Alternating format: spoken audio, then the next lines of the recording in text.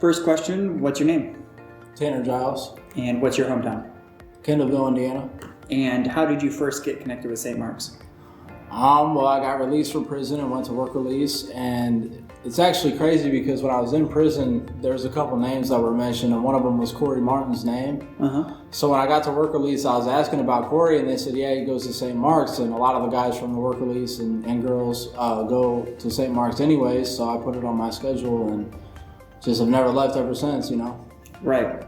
And so we're going to drop into a couple icebreaker questions to begin. First one, what is one of your favorite pastimes or activities that just makes you lose track of time where you're not even watching the clock? Working out. Yeah. Playing basketball. Also, I happen to know that you did a rap song about a month or two ago. Is that something you're into? Yeah, I love writing music. It's gotten me through a lot of tough times. It's really just a way to get my feelings out on the paper, and I try to send a positive message these days. So. Like I used to rap about where I glorify the street life and the drugs and the women and all that, but I threw away 300 songs in prison because they were all glorifying that, and once I realized that I wanted to turn my life to God, I just threw them all away and started writing gospel rap for the most part. So, when you threw away the 300 songs, over what period of time did you write all those? Well, I did say about 18 months in the hole, which is 23-hour lockdown. So I spent all day writing. You did 300 songs in a year and a half? Yeah. Wow. All right. And did you write all those by yourself, or did you collab? There was a couple of them that were collab, but like I said, that was back when I was thinking differently and not really ready to move on to a different type of lifestyle. So those were not people that I should really probably be associated with anyway, so I'm not going to do the collab with them. Part of the reason that you threw all the songs away is because it was about a different time in your life. Yes, sir. Now your story's changed. Got it. So the new ones that you're writing, I mean, like the one that you did a couple months ago, which is on our YouTube page, definitely has a lot of emotion and redemption in it. And it's like, this is the way I've turned my life around. This is what I'm now, which is like written all over your story, which we'll get into. But that answers that question. Next question is, are you familiar with the concept of the Sabbath? Yeah. And when it comes to like that day of rest, or throughout the week when you're taking your rest, when you're trying to recharge, what are some of the things that you do to recharge? What are some of the ways that you can like your day can be like instantly brightened? Honestly, just talking to my family, because it was so long that I didn't get to talk to them. And then not only that, like a majority of my life using drugs and stuff, I wasn't in the right frame of mind, and family was, I want to say it was important to me, but it wasn't as important as it should have been. And, losing my mom while I was in prison, and then getting out and losing my grandma the day before I was supposed to see her after 5 years, It's just opened up my eyes to how much family is important, you know what I mean? And being a positive role model for your family is important. So I just, really, that brightens my day when my family, anybody in my family can call me, and I might have some words of wisdom for them, you know what I mean? Maybe be able to help them through something that they're going through, especially my baby sisters, because they went through a lot. Which is new for you to be a source of wisdom for them, because that wasn't something that you used to be. No, I wasn't even a source of wisdom for myself. You know what I mean? And I'm still not the source of wisdom, God is, but because I have allowed Him into my life, I feel like I've learned a lot. I've learned a lot from my mistakes. I see them for what they are. Ultimately, like, I just want to be somebody whose scars weren't for nothing, you know what I mean? Like, when it comes to my family, like my sisters have watched everything that I've went through, you know what I mean? And they know that I've done time in prison. They know that I've been addicted to drugs. They know that I've gotten kicked out of high school. So my hope is that them seeing me go through the things that I went through, they won't have to, you know what I mean? And hopefully I can be the voice of reason if situations do come up and they feel like they need to try a drug, or they need to be around people that they're not supposed to be around, or that could lead them in the wrong direction. You know what I mean? I try to introduce God into their lives, and one of my sisters doesn't yet believe in God, which is ultimately her choice, you know what I mean? I do believe at one point God will pull on her heartstrings enough to where she'll see the truth, I try not to cross boundaries with her. I try to, I'll definitely introduce God into a conversation, but, I also know that you can't beat somebody with the Bible and make them love God. That Right. God's got to do the one pulling. You know what I mean? So. Yep, I agree. I've got a family member who's kind of in the same spot. So all you can do is try to make it attractive, try to create those conversations where you can, but ultimately it's that person's choice. Yeah. So family is a way that you reflect during your Sabbath. What are some of the other contexts that you find yourself in? And by context, I mean like what people groups? Like where do you spend time during your week? What are your communities? Is it just family? Is it also church family? Is it sports? Other people groups? Where do you spend your time? Well, right now on work release, my time is kind of limited. Mm-hmm. So, I'm able to go to work every day, which has been a blessing. I also go to my NA groups every night. And the weird thing about NA is when I first started doing it, I thought it was a joke. I thought, okay, people come in here, they tell a sob story, they get a paper sign, they go home and show the judge, you know what I mean? And then you got people that went without the judge, but me being in such a prideful mind state back then and not being open-minded enough to listen to anybody, I just thought everybody was full of it, to be honest with you. Because I got introduced to NA by my mother, and I was 15, and I walked into an NA meeting.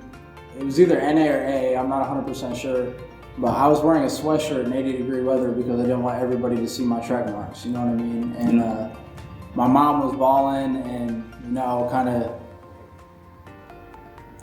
kind of showing her guilt for her alcoholism and the effect that she thought it had on me, and kind of blamed herself for me being hooked on drugs. And I remember just thinking yeah, but you're gonna be drunk as soon as we get home. So what does all this even mean? And I was very wrong for feeling the way that I felt back then, because now that I know the extent of how bad drug addiction can get, and the mental state of being in tunnel vision and not thinking about nothing else but that high, and being willing to do anything to get that high, I now come from a place of understanding for her, you know what I mean? And ultimately, the way that I lived my life was my fault. I knew when I was getting high, even though it was at such a young age, I knew it was wrong. God has always been talking to me, even when I didn't talk back, you know what I mean? And I remember having these feelings like I shouldn't do this. There's something wrong with this situation.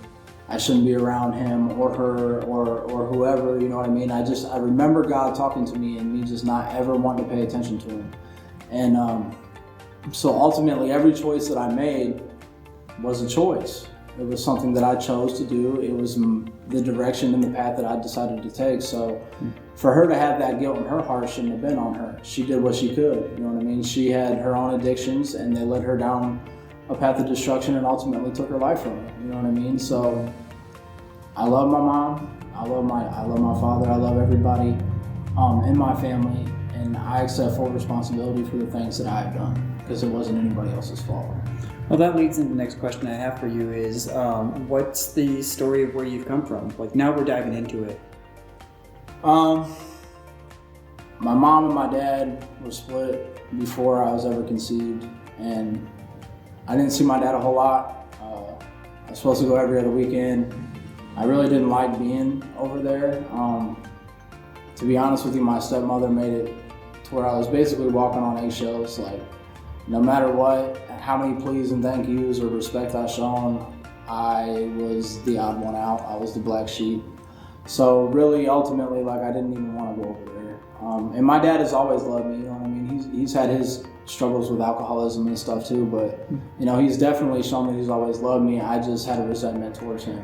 And because of that, it drove a wedge into our relationship, and my mom and my dad always talked bad about each other kind of growing up, so I just felt like I didn't want to choose, and I was already with my mom, so it's just easier just to, I was a mama's boy, I love my mom, so I guess I kind of counted him out, which was wrong of me to do, because the relationship we have today is phenomenal, you know what I mean? He's my best friend. He's helped me through so much since I've gotten out of prison, and he's always there when he says he's going to be there, you know what I mean? He does what he says he's going to do, and his consistency has shown me how much he loves me. And this is your dad or your stepdad? This is my dad. Okay.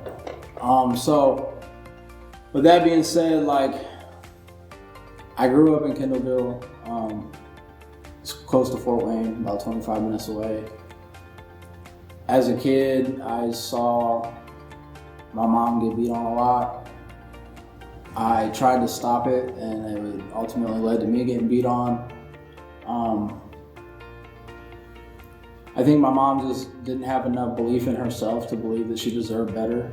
So she settled for people that didn't even care about her, or some of them that did care, but they had their own demons they were fighting with, you know what I mean? And so it really kind of traumatized me watching her get beat up on. And it got to the point where like, I was 8 years old when I first smoked weed for the first time. And I always hung out with older people than me all through school. And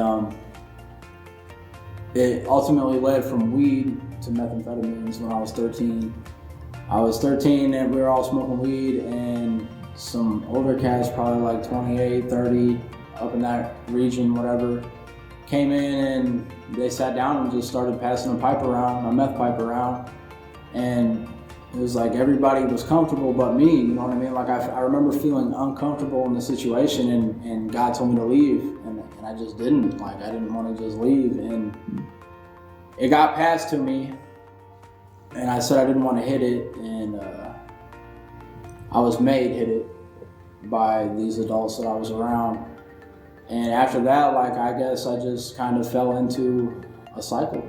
Like I like the feeling of it, even at such a young age. I like the feeling of it, and it made me forget. It made me forget things that weren't going my way. It made me forget, you know, the things that I was seeing.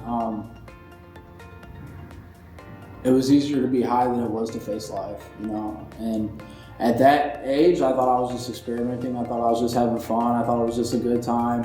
And then it turned into an absolutely detrimental lifestyle that completely took everything from me, you know. By 15, I was shooting up. I was cooking it. I was selling it. Way too young to even know the type of things that I was getting into, you know. And the people at school, I didn't really get along with people at school, because you'd have the football players and the people that came from money and the people that really just lived that good lifestyle. Then you would have people who didn't want to talk to nobody, you know what I'm saying, because they were shy, or because the things in their household were damaging them, you know what I mean? And then you'd have me, the strung out drug addict who didn't know who he was, and I didn't fit in with a lot of different types of crowds, you know what I mean? And then the friends that I did make, they were good people, but we all had addictions, you know what I mean? We're all, even the ones that weren't smoking meth with me, because I kept that from a lot of my friends. Like I kept that from almost everybody as long as I could. We'd sit around and we'd smoke weed. Like we didn't go to football games, and we didn't go play basketball, and we didn't go experience all these things, because the way that we bonded was we'd sit back and we'd get high and we'd try to laugh and joke, and you know, life is just a game, you know. And so school life, I got in a lot of fights, a lot. I hated bullies. I did not like bullies, and I ultimately see myself sticking up for the underdog a lot, putting myself in a lot of trouble. The football players and stuff like that didn't like me because I was a druggie, you know what I mean? Everybody knew I was on drugs. Back then I didn't think that like everybody knew, but everybody knew, you know what I mean? And that's what we'll do in our addiction, is we'll convince ourselves that we're getting away with it, or that nobody knows what's going on, when the whole world sees it, you know what I mean? And so I got involved in the wrong crowds.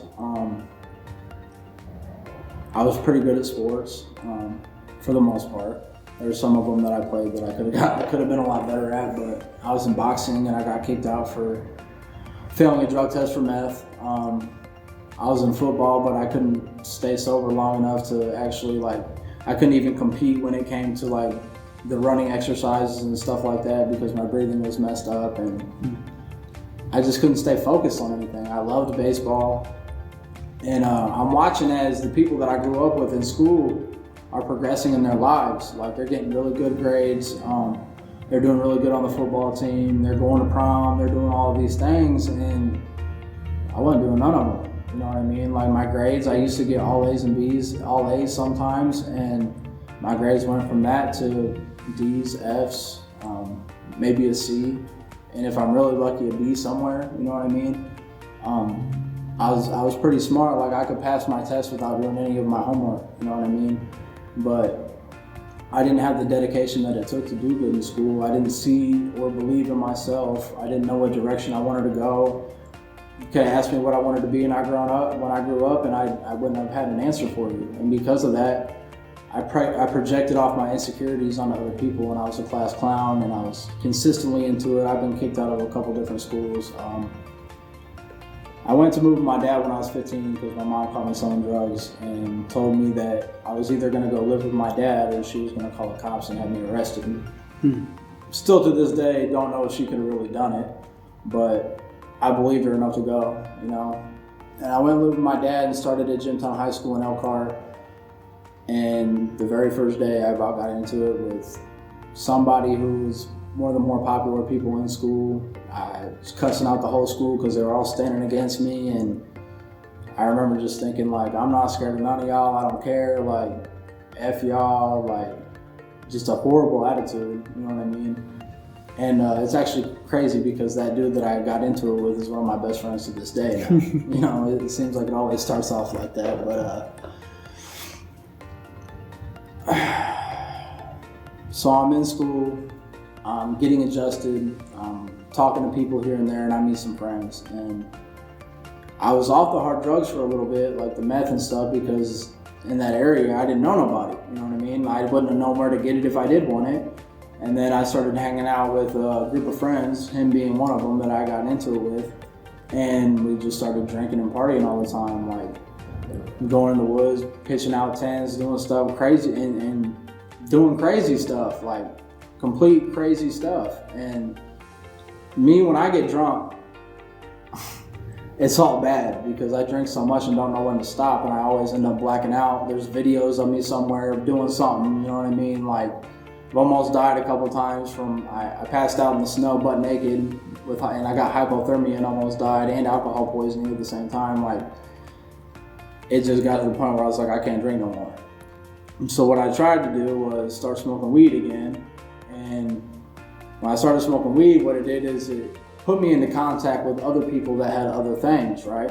So they say that weed is a gateway drug, and I used to argue against it all the time. I'm like, nah, weed didn't make me want to get high off something else, but what it is it's a gateway to other types of people, you know what I mean? Because you want to go buy weed, well, now he's got coke and he's got meth and he's got this and this. Once you start moving one illegally, then you're moving everything else illegally. Exactly. And so I ended up getting linked up with some people that were selling meth and stuff like that, and I got back involved with it. And the whole time, my family life at home at my dad's house was just horrible because my dad couldn't stand the fact that I was a drug addict. I looked at him like a hypocrite because he was an alcoholic. My stepmom absolutely hated me no matter what I did.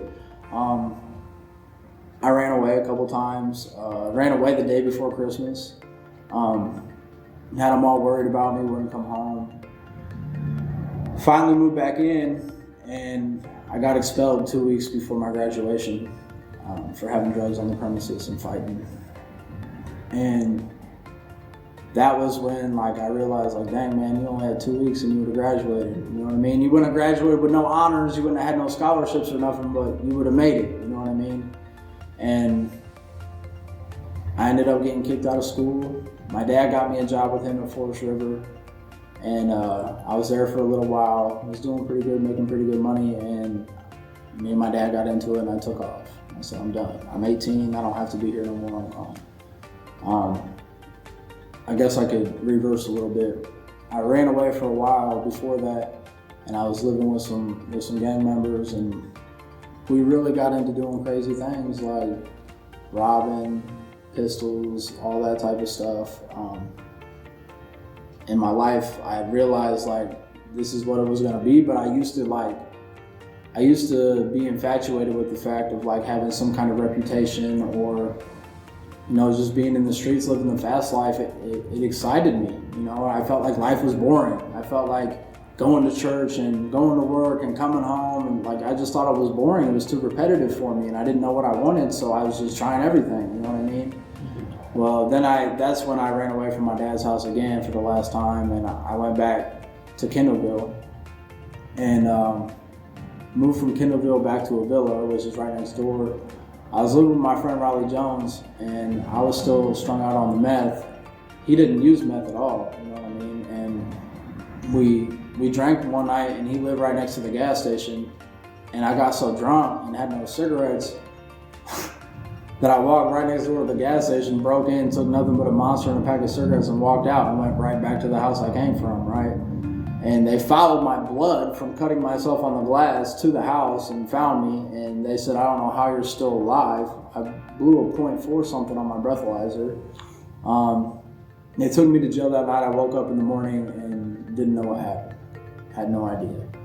And that was the start of me being in the system, and to this day I haven't been out of it yet. You know what I mean? I'm working on it, but I've been stuck in this repetitive cycle of being in jail and being incarcerated and going to programs and going to halfway houses and going to the Bowen Center and just all of these things, and I couldn't get it right. Violated probation, I violated drug court. You know, on drug court they gave me multiple chances.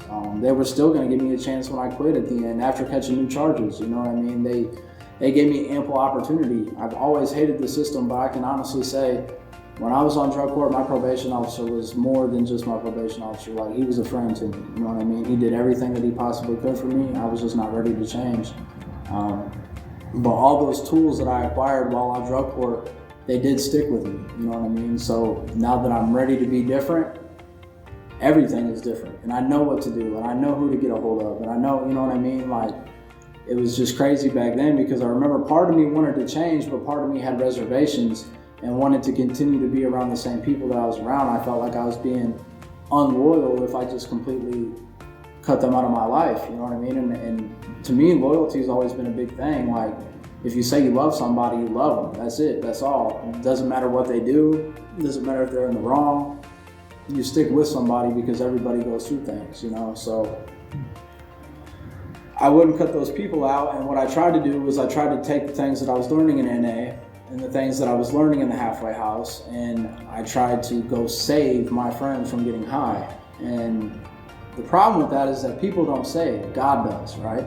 So when I tried to go save these people, what I did was I fell down with them, and I started getting high again, and I got blamed for some stuff I didn't do at the halfway house, so I took off running, because I'm like, I'm not going back to jail for something I didn't do, you know? And when I went on the run, I went back to Elkhart, and I started getting involved with selling things and carrying guns and doing everything else again, and just ultimately being sick looking, because I was so high all the time and not eating. Like, I'd stay up for 20 some days at a time, and it wouldn't be nothing to me. Like, I wouldn't think, but really I was crazy, you know what I mean? And I called my PO one day and I said, man, I said, I don't want to live like this no more, man.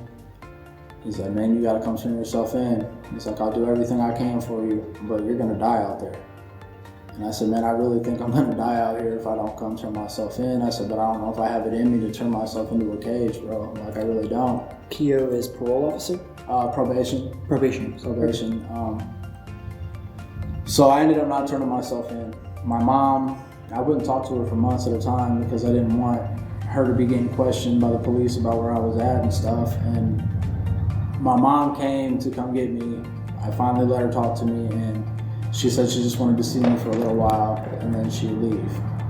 Well, she came with one of my best friend's sisters and her sons, which were like my nephews, you know what I mean? I loved them to death. And they picked me up, and my mom instantly starts crying. She's like, Tanner, look at you.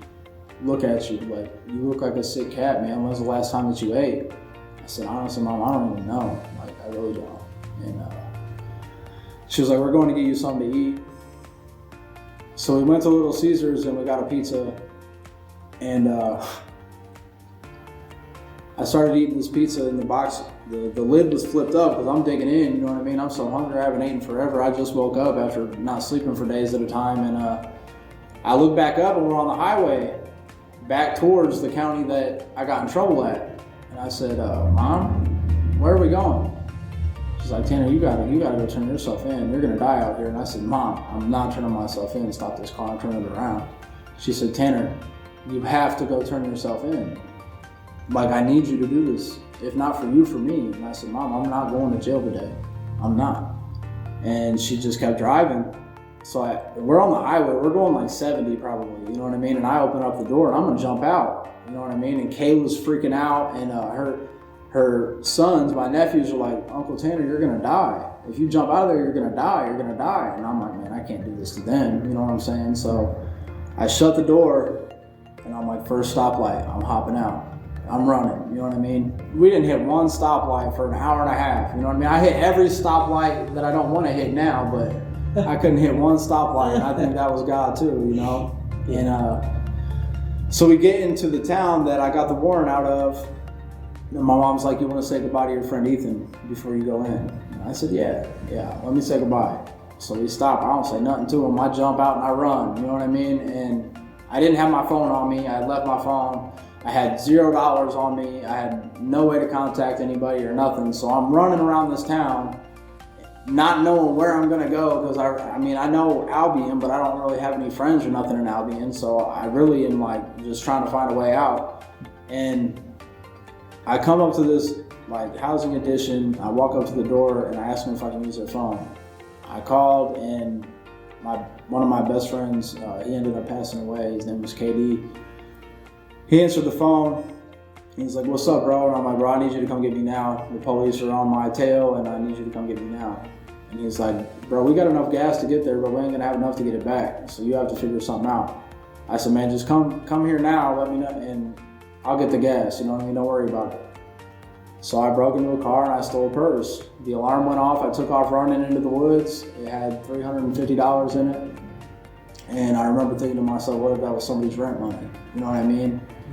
And I wanted to go give it back, but I didn't want to go to jail. So I'm like, nah, I'm just going to keep running. Well, I kept running and running and running, and I was running through the woods, freaking out. Went to go stop at another house to use their phone, and a German Shepherd chased me all the way down back past the house, and his chain almost broke off, so I about got ate. I'm walking along the side of the road again, and I remember thinking I should probably go in these woods in case they come down this way. But I had been walking for so long, I'm like, man, they probably ain't even gonna be out this way no more. So I just stayed on the road, and all of a sudden I see a cop. And I take off running through the woods, they take off running after me. I come through the other end of the woods into a prairie, and then there's another set of woods on the end with hay bales stacked in front of it. So I run and I jump over the hay bale, and I just lay right next to the hay bale. And I'm like, they're gonna run past me. And they did, they ran right past me. I took all the money and everything, and I threw it out so that if they did catch me, they couldn't pin the money on me, you know what I mean? I threw it in the woods.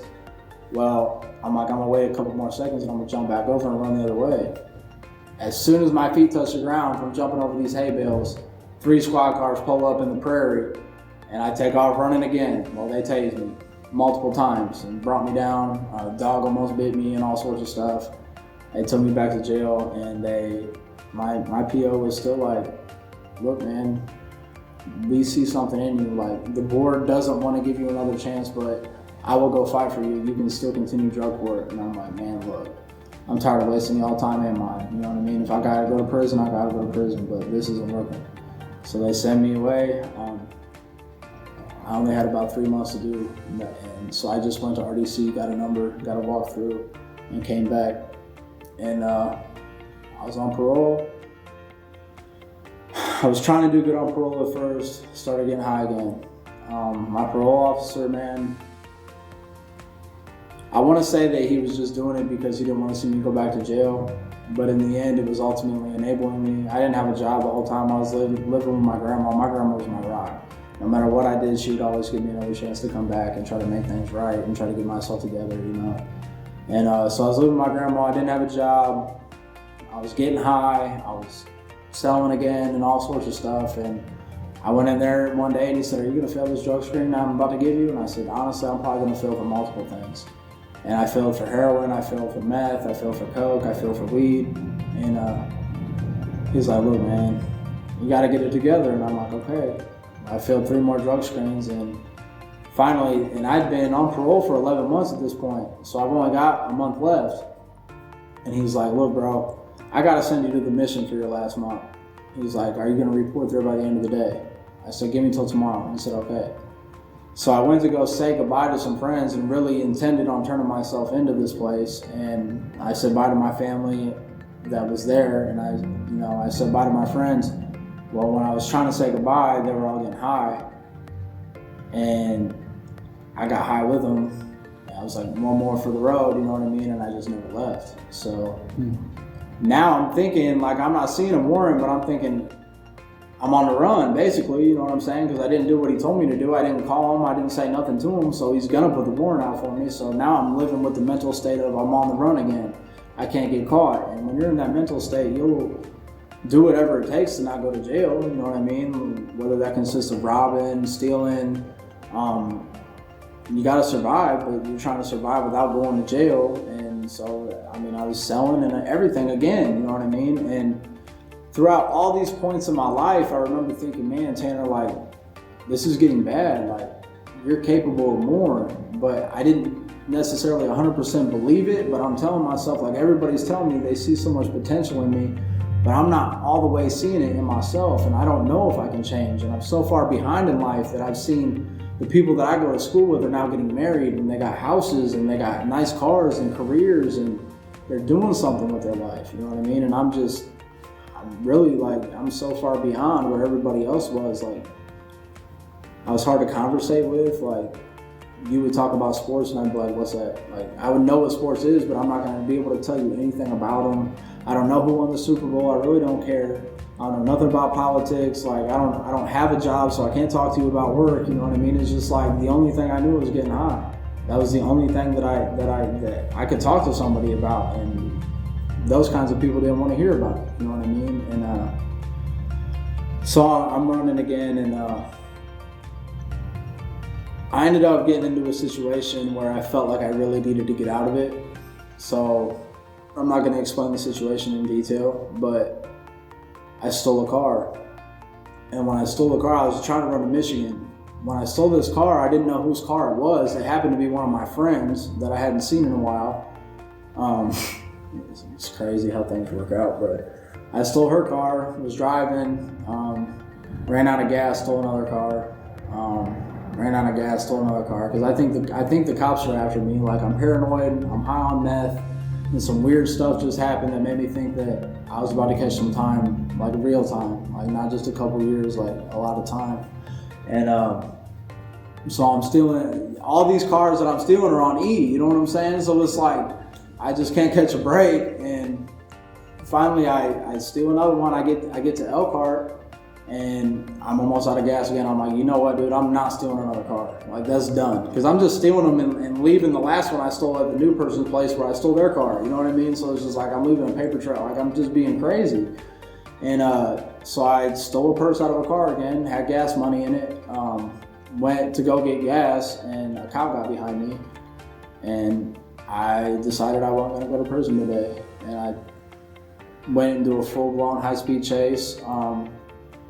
The truck governed at 100 mile an hour, so I couldn't go any faster than that, but I'm driving down a main road where there's cars everywhere, and I'm zigzagging in between these cars, and I just remember thinking, like, dude, you're not going to prison today, like, you can get away. And then I thought to myself, like, I got a pistol on me, like, I'm not going to prison no matter what. Well, somebody was coming, there was a red light, and somebody was coming to turn and cross over into the other lane. And I was like, man, if I can get past this car, that cop's got to stop or they're going to hit him. You know what I mean? And there's only one car on me the whole time. So I'm like, man, if I get past this cop, it's over with. I can get out the truck and run to somebody's house that I know or anything. And I almost got around the car and we hit, boom. My truck did like 5 spins. And just luckily it didn't roll or nothing, it just stood there. And I tried to put the key in the ignition and it wouldn't start no more. The pistol had flown out my side, I was looking for it, and I thank Jesus that I couldn't find it.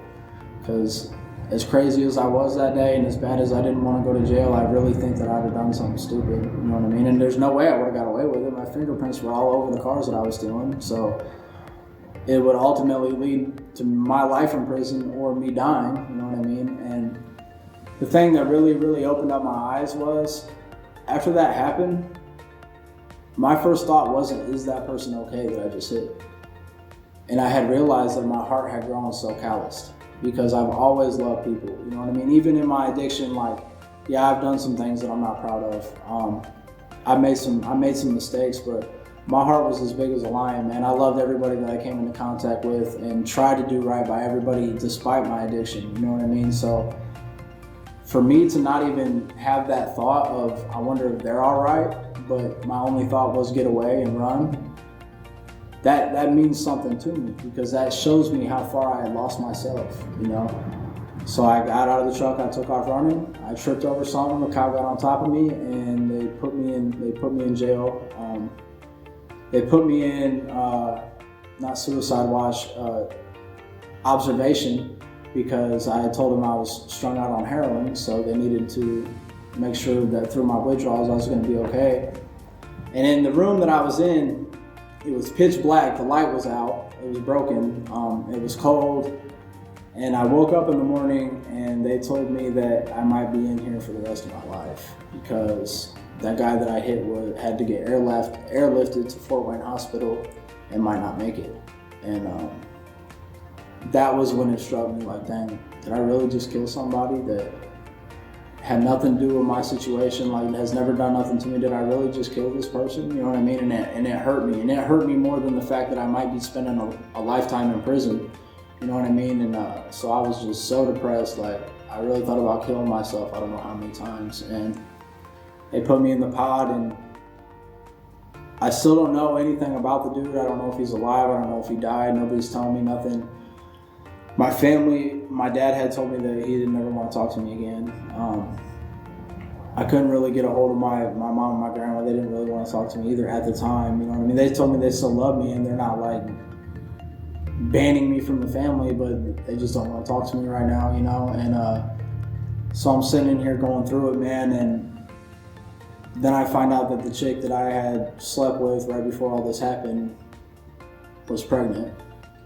A couple months after being there, and she told me that I was the father. We'd only slept together once, so I'm like, I mean, if it is mine, I'll definitely be there to take care of it whenever I get out, you know, if I get out. But, I mean, I've slept with a lot of people, and back then, like, nobody was getting pregnant, you know what I mean? So I highly doubt the first time that we do, you know, but then she convinced me, and I think I held on to the idea because it was my reason. It was my reason to change. Like, I fell in love with the idea of having a daughter on the way, you know what I mean? So I started going to the church, Bible studies and stuff like that at the jail.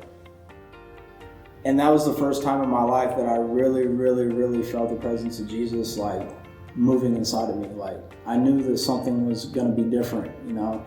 And I found out dude didn't die. I was waiting to go to court, and they had given me a public defender, and they called her Bridget Green, the max out queen, because I guess that everybody that gets her ends up going to prison, right? So I'm kind of like, I'm stressing on it, but, you know, dude didn't die, so I'm not going to get as much time, and I'm just thinking about, like, I hope I don't get a long time so I can go be a father, you know what I mean?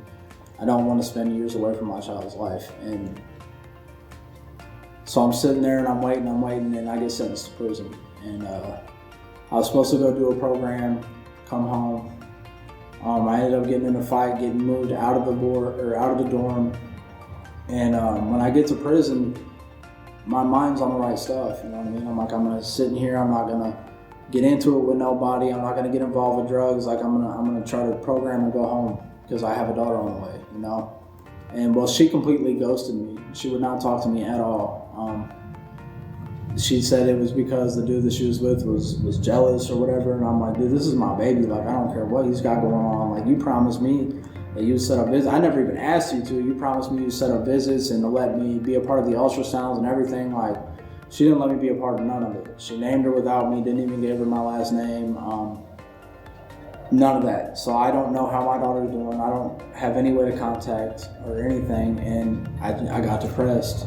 And this program that I was supposed to start, it was supposed to be, I get in there, start the program, and come home. Well, it had been 9 months and I still hadn't even started the program, and started getting high, started fighting, started doing crazy stuff, got involved with the gang affiliation, which I'm now out of, you know what I mean? Just doing anything to try to make me feel better, and it didn't. And I made a lot of mistakes and beat the police up, went behind the wall, stabbed one of the cops after my mom died, got put in some life or death situations that I didn't think I was gonna make it out of, but God had his hand over me, and that's how I made it. That's how I made it out. You know, I got a modification. I became a recovery coach at the prison after I got sober, and really dedicated myself to trying to help the people in there, because people in there got 200, 300 years. Like they feel like they got no reason to be sober or no reason to do anything else. Like they never get a chance at life again, you know? But I've watched a couple people change. Like I watched God change people, even if they had 200 years, and be content, even though they're in their situation, and have belief that one day God would free them from it, you know? And it changed me. It really, like, as much as I was already changing, and there's some other stuff that had happened too that, you know, I've been talking for forever that I'm probably not gonna get to, but it genuinely changed me to see, like, if that person right there in his situation can want to be different, then me in my situation, I need to be different. Like, I want to be different, because some people don't get the opportunity that I'm about to have. And I filed a mod, it got denied. I wrote a song called Grind Harder, because even when things don't go your way, you gotta believe that God's still fighting for you in the background, and if he's fighting for you, you gotta fight for yourself, you know?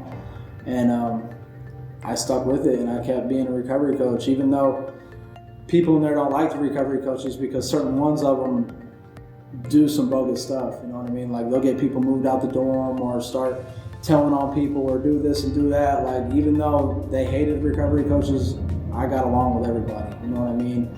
For the most part. And it was an incredible feeling that God could use me to help reach some people, you know what I mean? Like, he did the saving, but he used me to do it, you know what I mean? And it felt like, okay, like, this is your reason, this is your purpose, this is what you're supposed to do with your life. And there's still not a doubt in my mind that that's what I'm supposed to do. I've gotten out and I've gotten distracted by life. I haven't been 100% as dedicated as I was, you know. I'm still sober. I'm still doing great in life to a certain degree, but when you're not as close to, when you know what it's like to feel so close to God, and then to feel like maybe you're not as close, that hurts, you know what I'm saying? And I knew it was nobody's fault but my own, because I wasn't getting in my Bible like I should, and I wasn't praying as much, and I was too focused on girls. And you know, I'd been around girls in 5 years, so like I wanted a wife, I wanted to do this, I wanted to do that, and I wanted to be around my family, and I don't want to spend my free time going to the church or helping out or doing this, you know what I'm saying? And that's wrong of me to feel like that, because I wouldn't even be out here if God didn't let me out, you know what I mean? So lately I've been trying to take a step back. I've had some things that I've had to deal with. I've had some things that I've had to get past, and now I'm to a point in my life where I'm ready to really be dedicated and dig my feet in the ground for God again. Well, I usually ask people, like, where was God in your story? But you've, like, completely answered that. The next question is, where are you now? What's the story of where you are? Well, honestly, I'm milestones away from where I was, and I'm milestones away from where I want to be, but I'm right where God wants me. I'm in work release right now. I've been here for about 5 months. I'm about to put a modification in and pray that God allows me to either go home to my father on work release, or to get into this jailhouse ministries program and, you know, start from there. I just got a job at Forest River, and they started me as a hen receiver, which is the lowest paid position in the entire plant. And they told me that since I had no experience, that if I worked my way, if I show them and prove to them every day that I'm going to be a hard worker, and just basically prove myself, that they put me on the line. And I just found out, you know, Monday that I'm getting put on the line. So, congratulations.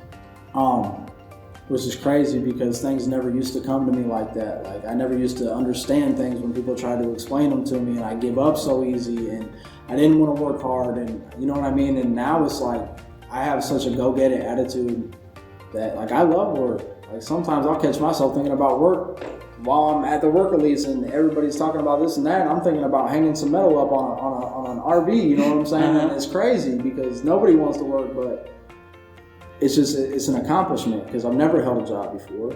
I've always just sold drugs, or I get into it with my supervisor, or I fail a drug screen, or you know what I mean? Like, I never held a job for longer than 2 months before in my life. Mm-hmm. And to see what God can do in me in every aspect, like work life, caring for others, my dedication and my drive that I have today that I've never had before, my belief in myself. And I only believe in myself because I believe in God, and I know that He can do with me whatever He wants to do with me. You know what I mean? The sky is the limit. And some people are still skeptical, which is cool. I mean, really, I don't base who I am off of what other people think about me these days, you know what I mean? But I do understand that a lifetime of destruction is going to take more than a couple of years of turning it around for people to fully understand that it's real. It used to be that you based everything based off of what people thought about you. Oh yeah, I was so insecure in myself that I would look for acceptance in all the wrong places, and because of that, these people didn't have my best interests at heart. So I would do crazy things to try to gain their appreciation, their acceptance, and it was for nothing. What's that story of where you want to go? Where I want to go is I want to be a recovery coach. I want to work in the recovery field. I want to go back to school, and I'm going to do all of these things, but I want to wait until I get out of work release because I want to make sure that I'm not overwhelming myself with too much. Mm-hmm. And that end, it would be really hard to schedule things around college right now with just a bunch of things. So I want to find out in my daughter's mind. I was told by a preacher, because I was breaking down crying to him about it, that, you know, we don't have a good relationship, me and my daughter's mom. I've heard a lot of things that, you know, my daughter really might not be mine because there was other people involved, and just, you know what I mean? And I'm not trying to bad talk her. She's doing the best she can with what she can too, you know what I mean? And life is stressful, and we all make mistakes, and I made mine. You know, I've been away for 5 years. My daughter has not known me ever. You know, I video chatted her one time when I got out. Me and her mom got into it, and it hasn't happened since. You know what I mean? And I play a part in it too. It's both of us. It's not just her. You know. So I was told to wait until I was financially stable.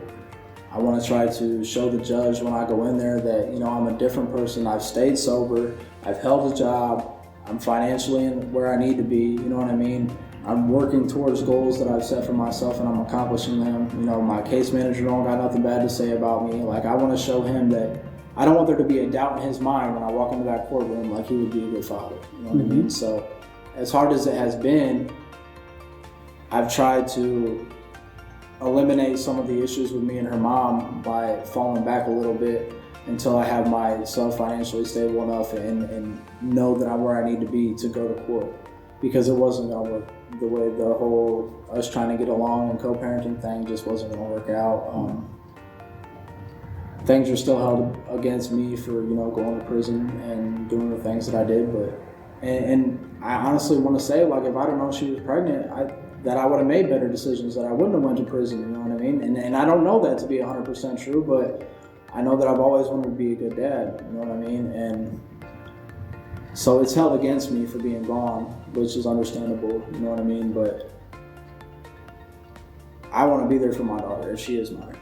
And if she's not, you know, that's going to suck. But if she is mine, I want to show her that there's a different way to live. I want to make sure that she's provided for. I want to make sure that she doesn't get led into the wrong directions that I have, because she's living in the same community where meth is just socially, I mean, it's not socially acceptable by the police and the government, but by the people around you. Like, there's a lot of people there that use meth in those small towns around where I'm from, and it's hard to get away from, and it's all over the high school and sometimes middle schools, and it's just, it's insane, you know what I mean? And there ain't nothing to do in these little towns, so that's what people do is they get high. So with her living in an area like that, I want to be there. I want to be there to make sure that she doesn't go through what I go through, to let her know, like, this is what happened to my life because of this stuff. Like, this is why you need to stay away from it.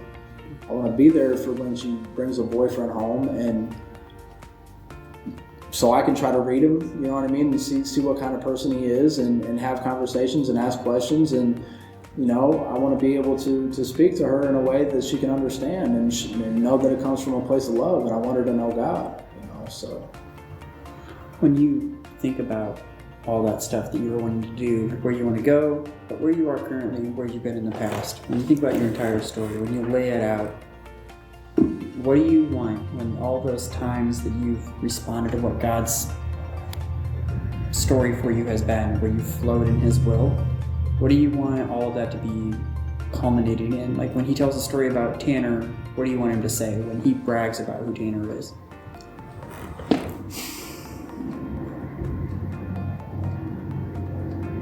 I want him to say that despite all the adversity, despite all the bad decisions, despite all the evil,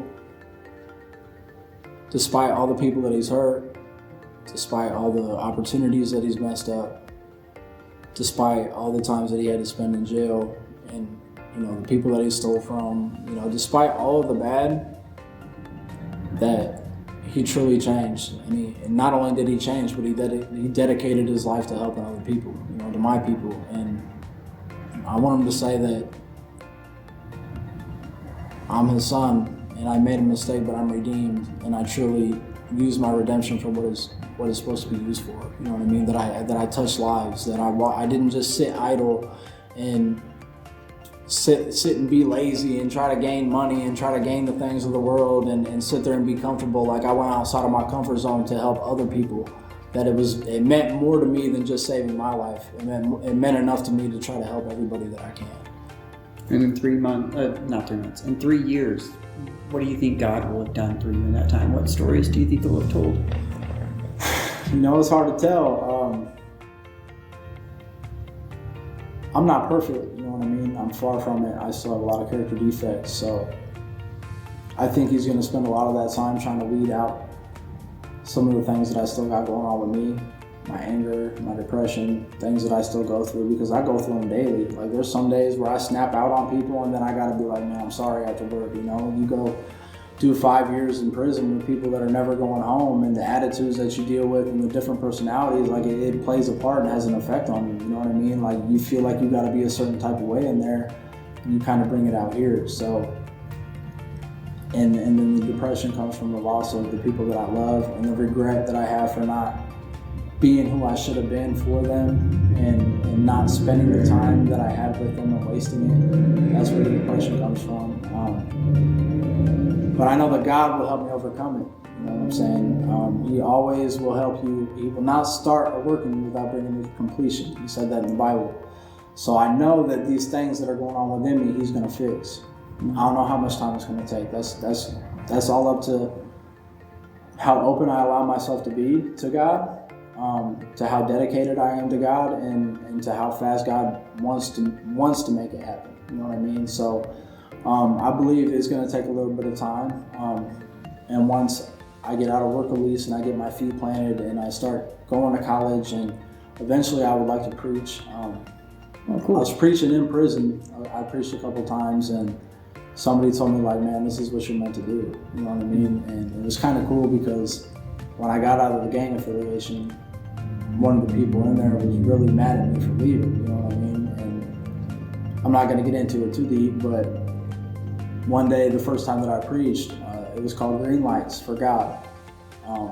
It's about not being afraid to go when He says go. You know what I mean? And I seen him standing out there by the fence and listening to me. And afterward, he came out here and he's like, man, I'm so sorry that I ever tried to stop you from doing that. He said, that's what you were meant to do, and I've never been more proud of you. You know what I mean? So I want to reach people in jail, prison, juveniles, people that have been gang affiliated, people that have been drug addicts. Like, I've been through almost everything.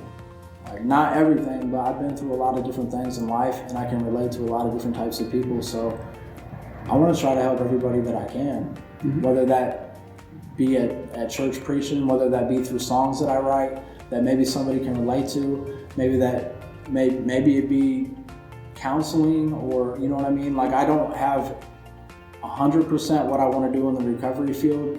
I don't know exactly, but I know that there's definitely going to be something, and that's going to be a part of me for the rest of my life.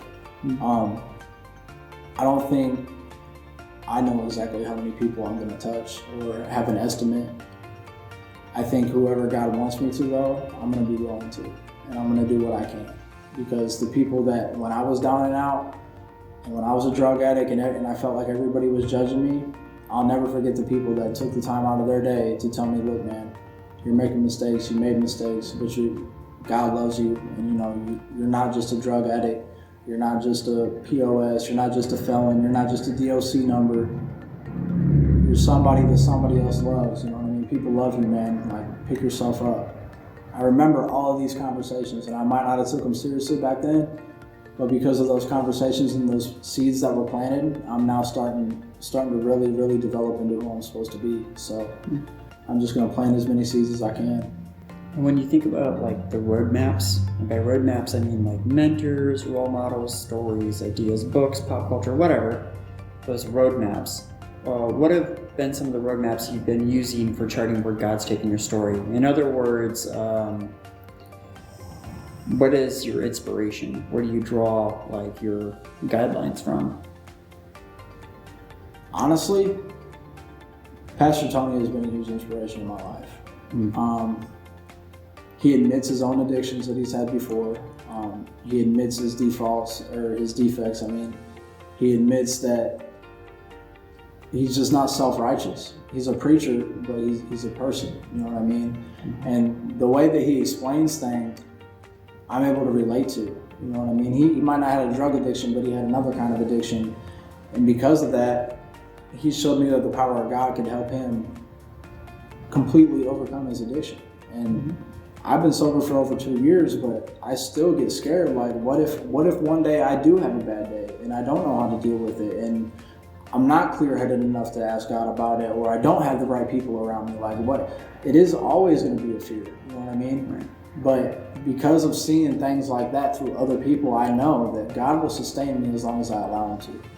As long as I got God in my life and I don't shut the door on him and go the other way and try to take the wheel by myself, because I've done that a couple times and it hasn't worked out for me. I know that God will keep me through all of it. You know, my grandma dying, obviously my mom too, but my mom died when I wasn't sober. My grandma dying, that was the biggest test that I've had to go through sober. That was probably the worst pain that I've ever felt in my entire life. She was has always been my rock, you know, has always showed me unconditional love, has always believed in God, played piano with the church, didn't drink, didn't get high, you know. She quit smoking cigarettes 20 years ago. That was my test. That was my biggest test. I feel like if I can make it through that, and I don't have to cover up the pain, then I can make it through anything, you know what I mean? And not to say that I'm overconfident or I'm going to get complacent. I know that if I don't keep moving forward, there's only one other direction to go, you know what I mean? But I thought when that day came that, you know, it might be bad for me. I tried to commit suicide twice after mom died, off fentanyl. They hit me with Narcan 8 times and 6 times the next time, so.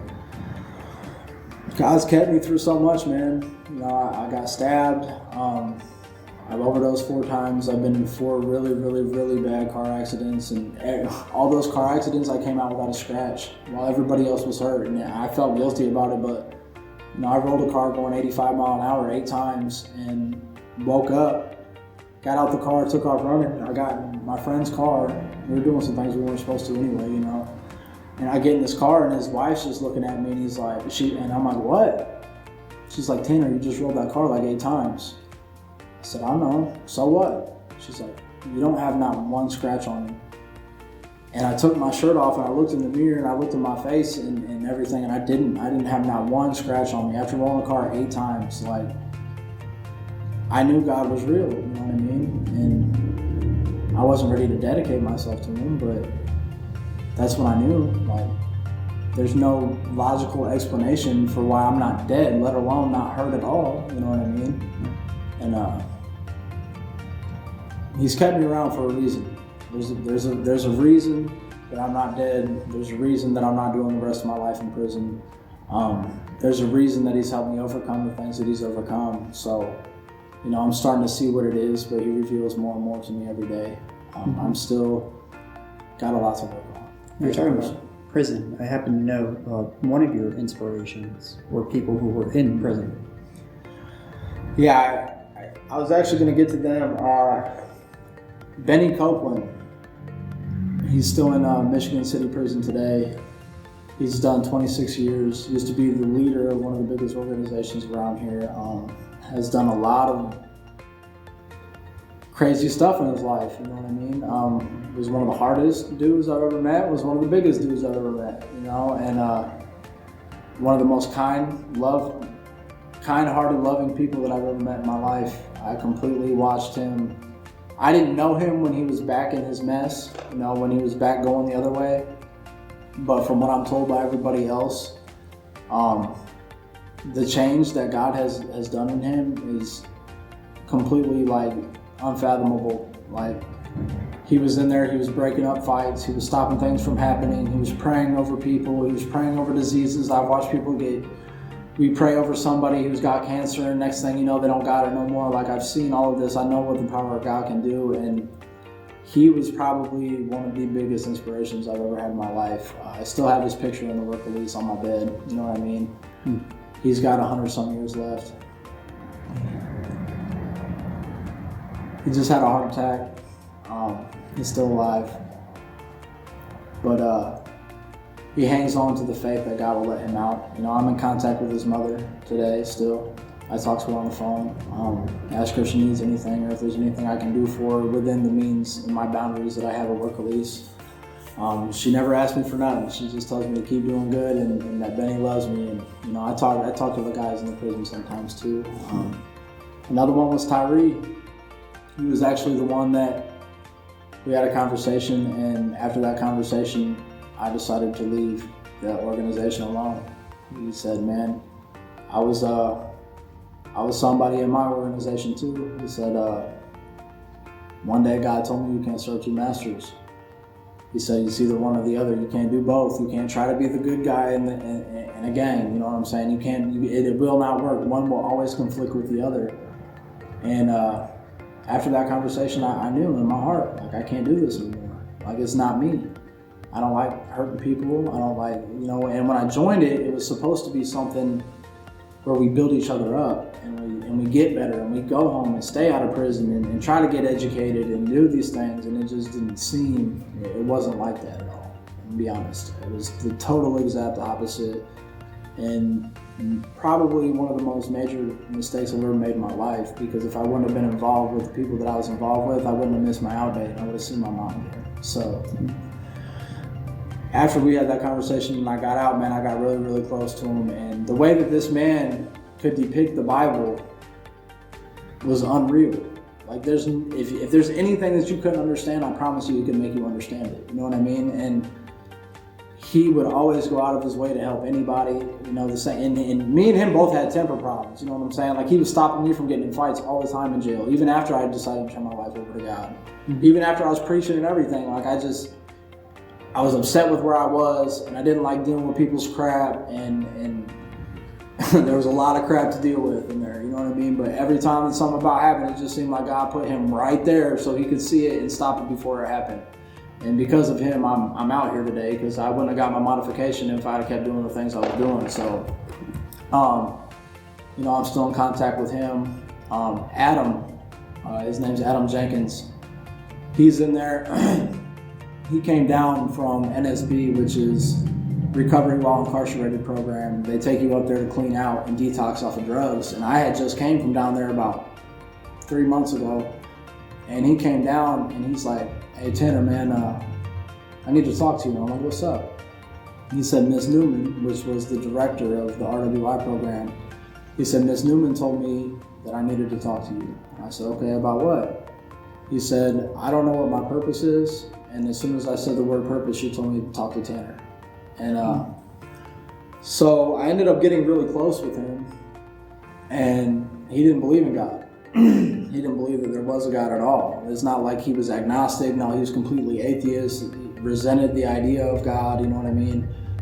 And I was just trying to help him stay clean, because he was an addict, you know what I mean? And he had been sober for a period of time, but he was worried about coming onto the dorm and there being drugs, because there's drugs everywhere in prison. And So I introduced him to all the people that I felt like would be positive influences to him, people that he could talk to if he felt like getting high.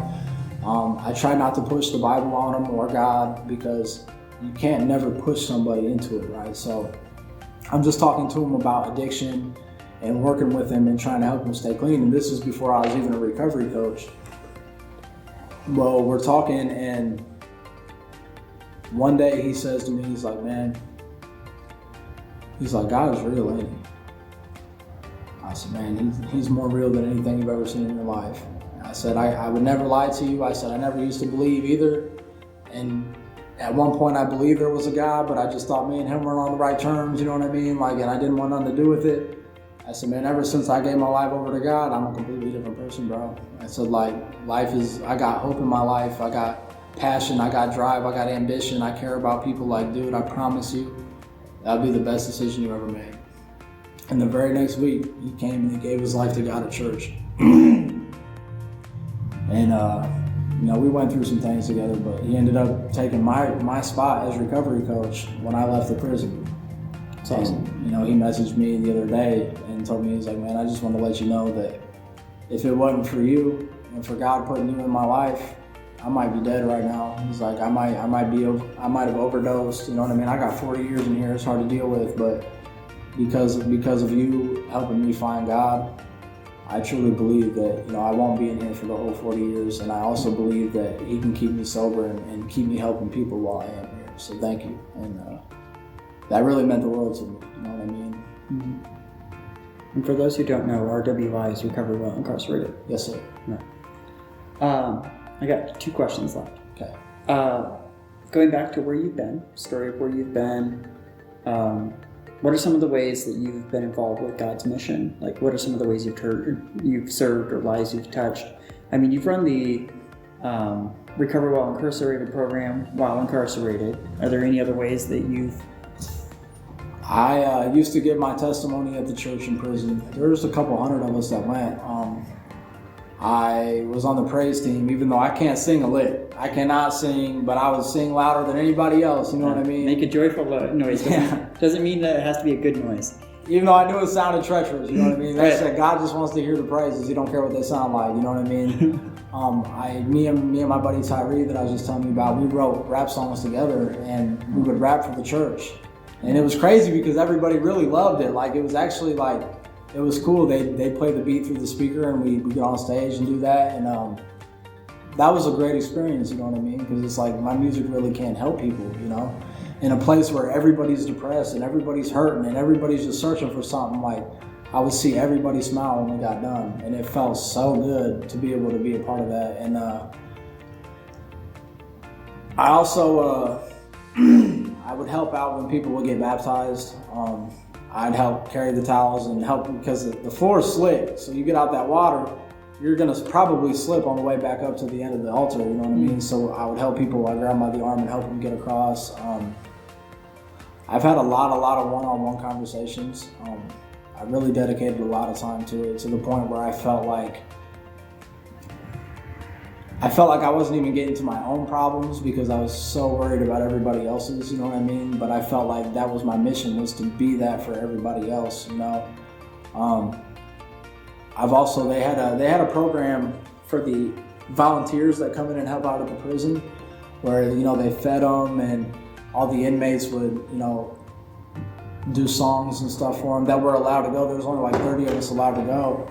And everybody else was doing like covers from bands and stuff like that, right? And none of it was rap music. And I did my song that I wrote. It was the first time they actually ever let anybody do a song that they wrote. It was me and Tyree. Tyree did one too. And I did 7 years, the one that I did here at the church. And I had 4 people come up to me in tears, and one of them had been a recovering addict for 40 years, and it's like, you don't even understand like how deep that touched my soul, because I know what it's like to be where you were at. Maybe not necessarily prison, but as for addiction, like, I know what that feels like, and I'm so proud of you, you know what I mean? And then somebody else had told me that, his son was 7 years old, and that if his son would ever write him something like that, it would mean more than anything else in the world to him, you know what I mean? So he's like, I know your mom's proud of you. So, that was a really cool experience. I preached. I led and facilitated groups about. There's one called "The Streets Don't Love You Back," which is about basically pinpointing all the bad things about the streets, about the street life, the fast life, the drugs, the gangs, the guns, and all that, and also teaching new ways of thinking. You know what I mean?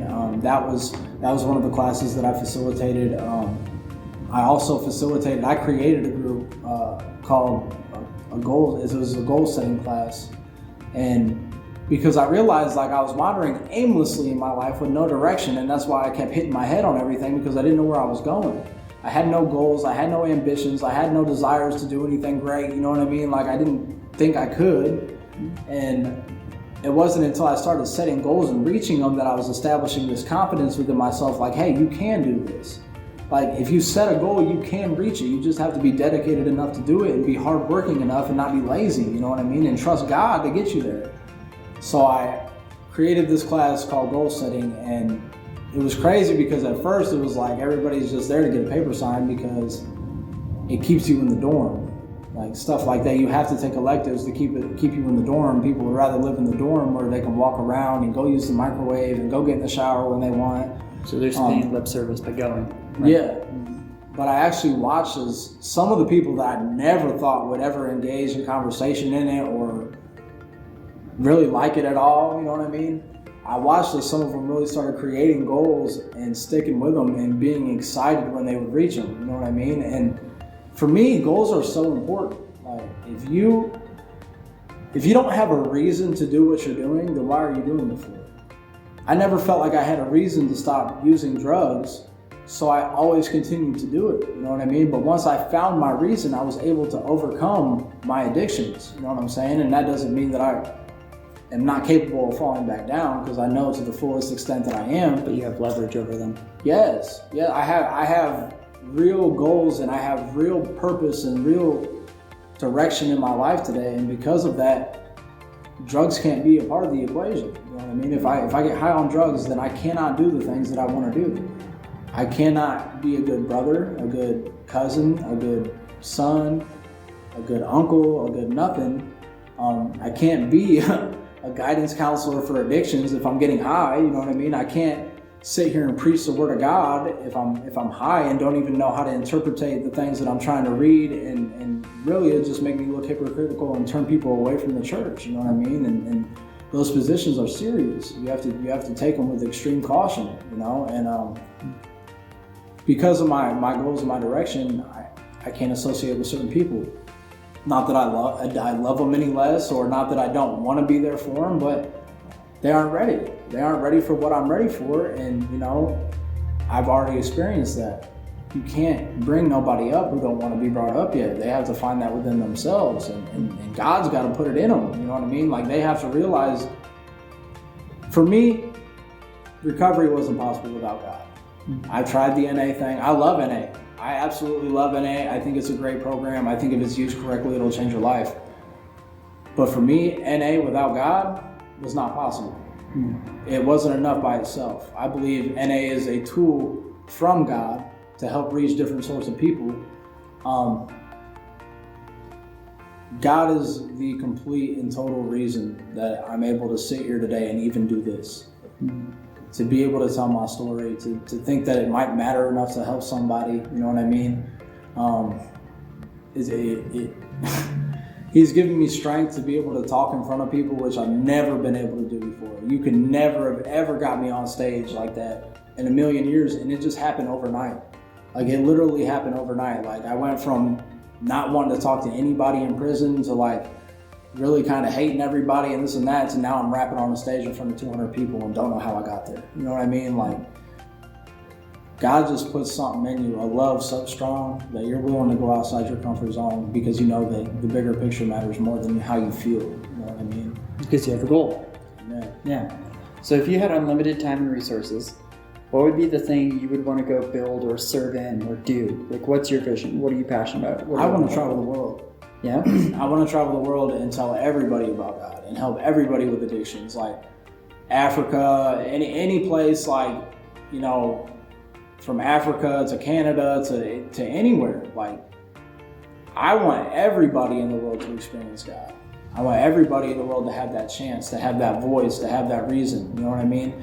And I don't, as of right now, have those types of resources, you know what I mean? But I do believe that if that's what God wants me to do, he'll make a way. And I know that it is possible, because all things through him are possible. I would love to be able to just continue to meet different people and know their stories, and be able to maybe, just maybe, touch their heart enough to allow them to be open-minded enough to the fact that God might be real, you know what I mean? And not everybody that you talk to is you're gonna have an effect on. You know, there's different people for different things. Somebody that you might reach, I might not reach. I might not be able to, you know what I mean? You don't speak nerd. Huh? You don't speak nerd. Exactly. No. But I just want to go where God tells me to go. And if I had unlimited resources, it would be to make sure that I can bring as many people to the kingdom as possible, in any way that might be. I don't expect to get rich and famous off my music. I literally write it to hope and pray that somebody who's felt the same way that I do feels it enough for it to affect them in a positive way. Because music for me was one of the most ultimate influences in my life. I grew up listening to Lil Wayne and Tupac and 50 Cent and just all of these different people that, you know what I mean? Like, Tupac had more of a positive message, but it all talked about the streets. It all talked about selling drugs. It all talked about killing people. It all talked about getting women and doing this and doing that. And it glorified all of the wrong things. And because of that, I was filling my mind with these things. I felt like that's what I wanted to do. It sounded cool. Everybody around me listened to the same music, wanted to do the same thing, wanted to be a gangster, wanted to sell dope, wanted to get high, you know what I'm saying? I know how powerful music is. And I've also watched in my own life when I started changing the music that I listen to. I still listen to rap music, but I listen to like NF. I listen to Lecrae. Sometimes I'll catch myself listening to some other stuff that I shouldn't be, you know what I mean? Just because I do still like, I shouldn't, but I do like Kevin Gates and stuff like that. But, you know, I try to listen to stuff with a positive message today. Something that talks about something other than the same old, let's get money, let's get high, let's gangbang, let's shoot people, you know what I mean? Because in all reality, ain't none of that stuff cool. Ain't none of that stuff gonna help further your life. It's only gonna hurt you and everybody else around you. So I try to listen to things that are gonna set my mood. You know what I mean? And when I listen to like NF, I know he's a believer. He raps from a Christian standpoint, but he does it in a way that people who ain't even Christians can relate to, so that maybe they will want to one day. Because he doesn't speak all about Jesus every single song. He speaks about real life emotions and things that he's went through and overcoming them. And everything that he says teaches a lesson. And because he's able to do that, like, it inspired me so much. Like, I would be sitting in that cell wanting to die, you know what I mean? And I listen to a song, you know, like My Stress. You know, some days I just want relief from my stress, you know what I mean? And I'm like, man, like, that hits me hard, because that's all I want, is to not be stressed out and then not be driving myself nuts and then not overthink things. And when I listen to music like that, that shows that somebody can relate to how you feel, but they can also overcome these things, you gain inspiration, you know? And that's what I want my music to do for somebody. Maybe it won't, maybe it will. That's up to God. But I pray that it does. Anything else you want to add to the video? I guess just if you're going through trials and tribulations in life and you feel like you've done too much and you can't come back from it, that I'm a living testimony that God can bring anybody back from the dead and use them to do something. Regardless of what you might think it is, ultimately you're going to set the tone, you know what I mean? Because if God wants to use you, he's going to use you for amazing things. The only person who can stop you is you. So if you don't believe in God, I promise you he's real. I never used to believe in him either. If you think that God's not bigger than your problems and your obstacles in life, I promise you that he is. He's been bigger than mine. And if you've been through some things where you didn't feel like you were going to make it out of them, where you should be dead and you're still alive, that's because God's got a reason for it, and he's got a reason for you.